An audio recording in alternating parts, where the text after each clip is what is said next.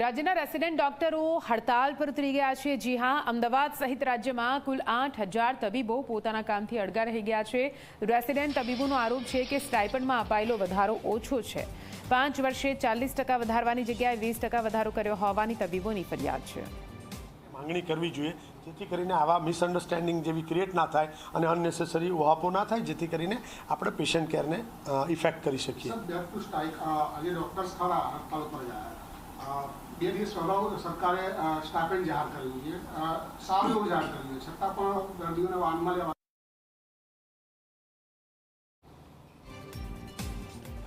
તો આપને જણાવી દઈએ, અન્ય રાજ્યોની કમ્પેરમાં ગુજરાતમાં સ્ટાઇપન્ડ પૂરતું હોવાનું સરકારનો દાવો છે। આ તરફ રેસિડેન્ટ ડોક્ટરો બાંધ ચડાવી રહ્યા છે, હડતાલ પર ઉતર્યા છે।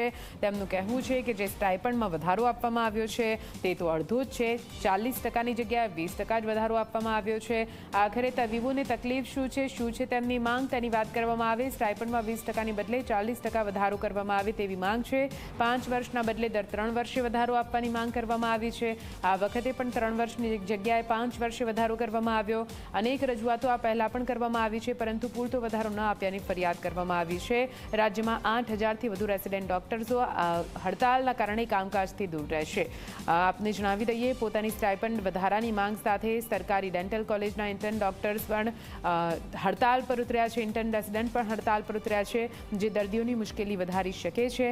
તબીબોની હડતાલ સંપૂર્ણપણે ગેરવ્યાજબી હોવાનું સરકારનું કહેવું છે। સરકારનું કહેવું છે કે દર્દીઓને બાનમાં લેવાની પ્રવૃત્તિ નહીં ચલાવી લેવાય। આ પ્રકારે આ પહેલા પણ જ્યારે પણ તબીબો હડતાલ પર ઉતર્યા છે ત્યારે તેમને ગંભીરતાથી લેવામાં આવ્યા છે, પરંતુ દેશમાં તબીબોને સૌથી વધારે સ્ટાઇપન્ડ ગુજરાતમાં આપવામાં આવે છે, જેથી આ વખતે તબીબોની જે માંગ છે તેને યોગ્ય ગણવામાં નહીં આવે। ગુજરાતમાં અપાતું સ્ટાઇપન્ડ સંપૂર્ણ રીતે ટેક્સ ફ્રી હોવાનું પણ તેમનું કહેવું છે। દેશના અન્ય રાજ્યોમાં 40,000થી 70,000નું સ્ટાઇપન્ડ આપવામાં આવે છે તેવું સરકારનું કહેવું છે। તો ગુજરાતમાં તબીબોને 1 લાખથી વધુનું સ્ટાઇપન્ડ આપવામાં આવે છે તેવું તેમનું કહેવું છે। જો કે એ વાત પણ સામે આવી છે કે વર્ગ 4ના તબીબો હડતાલમાં નથી જોડાયા। વર્ગ 4ના કર્મચારી જે રીતે અત્યારે આવી રહ્યા હતા કે એમને જે બોનસ અત્યારે દર મહિને મળે છે, એમને જૂની સિસ્ટમ પ્રમાણે દર વર્ષે જોઈએ છે।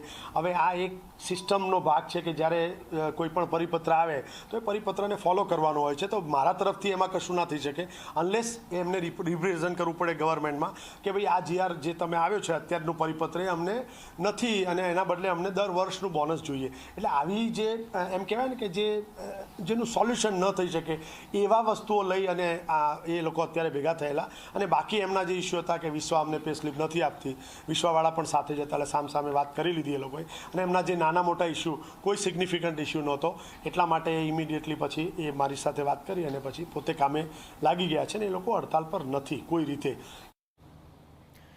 સુરતની વાત કરીએ, જ્યાં સુરતમાં તબીબોની હડતાલ વચ્ચે સિવિલમાં ચાલી રહી છે સારવાર। જી હા, સુરત સિવિલમાં તબીબો હડતાલથી દૂર રહ્યા છે। સુરતમાં રેસિડેન્ટ ડોક્ટર નથી જોડાયા હડતાલમાં। તબીબો હડતાલમાં ન જોડાતા દર્દીઓને મોટી રાહત મળી છે। આપને જણાવી દઈએ, આજથી ઇન્ટર્ન રેસિડેન્ટ તબીબો હડતાલ પર ઉતર્યા છે પોતાની સ્ટાઇપન્ડ વધારાની માંગ સાથે। જો કે સુરત સિવિલના ઇન્ટર્ન ડોક્ટર્સ આ હડતાલમાં નથી જોડાયા, જેથી દર્દીઓને પડતી તકલીફોને મદદ કરી શકશે રેસિડેન્ટ ડોક્ટર્સ।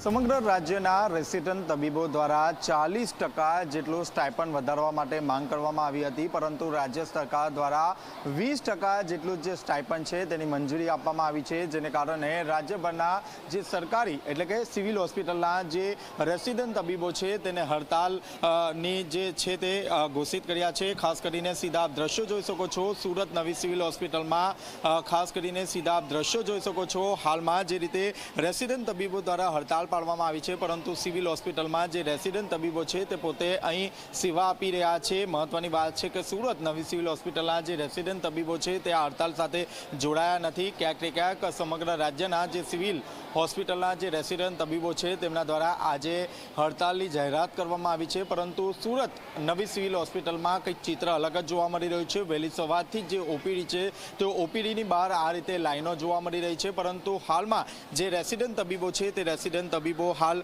સેવા આપી રહ્યા છે। આપ સીધા દ્રશ્યો જોઈ શકો છો। કોઈપણ પ્રકારની અગવડતા ન પડે તે માટે અહીં પૂરતી તકેદારી રાખવામાં આવી રહી છે। આપણી સાથે રેસિડેન્ટ તબીબ પણ જોડાયા છે, તેમની સાથે આપણે વાતચીત કરીશું। જી સર, આજે કોઈપણ પ્રકારની હડતાલ છે? હા અહીંયા સુરતમાં તો કંઈ એવું નથી. અમદાવાદમાં છે, અમદાવાદની 6 મેડિકલ કોલેજ છે ને એમાં 1500 મેડિકલ સ્ટુડન્ટ્સ એમનું હડતાલનું છે આયોજન આજે. આપણે ત્યાં સેવા કન્ટિન્યુ હા, આપણે અહીંયા સુરતમાં ચાલુ છે. જી, આપે જે રીતે જોયું તે રીતે રેસિડેન્ટ તબીબ છે તેમના દ્વારા જે તમામ જે દર્દીઓ છે તેમના માટેની સેવા શરૂ કરવામાં આવી છે. જે હડતાલ છે તે ફક્ત અમદાવાદ જે મેડિકલ કોલેજ છે તેમના માટે જ અહીં રાખવામાં આવી રહી છે. વહેલી સવારથી જે રેસિડેન્ટ તબીબો છે તે પોતાની સેવા આપી રહ્યા છે અને ક્યાંક તે ક્યાંક જે હડતાલ જે છે તે ફક્ત અમદાવાદ પૂરતી જ અહીં જોવા મળી રહી છે. કેમેરામેન વિજય બેસાણે સાથે ચેતન પટેલ, ઝી મીડિયા, સુરત.